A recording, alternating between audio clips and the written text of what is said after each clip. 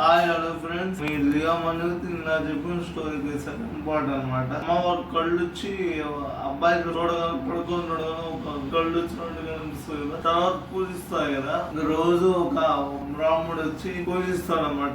వర్షం రాని ఏమి రాని పూజిస్తాడు. తర్వాత వచ్చి అట్లా పూజిస్తా అంటే ఒక రోజు మామూలుగా ఒక దొంగ మామూలుగా ఈ కట్టలు అన్ని కొట్టుకొని తీసుకెళ్లే దొంగ అనమాట. 2-3 రోజుల నుంచి వర్షం పడడంతో ఏమి కట్టెలు కానీ ఏమి దొరకకపోతే ఉమ్మడి నరికేద్దామని చూస్తాడు. దాంట్లో నుంచి ఒక అమ్మవారు బయటకు వస్తుంది. ఎన్నో నరికేస్తున్నావు ఆయన పూజిస్తారు. పూజించి దండం పెట్టుకుని వెళ్తావు. నువ్వు ఎన్నో నరికేస్తున్నావు. నేనేం చేశానమ్మా, వాళ్ళ ఇంట్లో 3 పిల్లలు గర్భవతితో వాళ్ళ ఆవిడగా ఉంటది. నేనేం చేశానమ్మా, నాకు కట్టె గాని ఒక ఇది గాని ఏమి దొరకలేదు.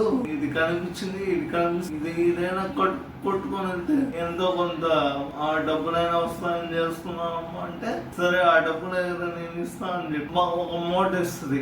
ఇదంతా ఈ బ్రాహ్మణుడు చూస్తూ ఉంటాడు. ఇదేంది ఇంతకాలం నుంచి పూజ చేస్తుంటే నాకేవ్వకుండా బాబా ఫోటోలు తీసుకుని వెడికిచ్చింది అని కోపంతో చూస్తూ ఉంటాడు అనమాట. ఇప్పుడు అది అట్లా కోపంతో చూస్తా దీని తర్వాత ఏం చేస్తాడు, అమ్మవారిని నిలిపిస్తాడా, ఏం చేస్తాడో చూద్దాం.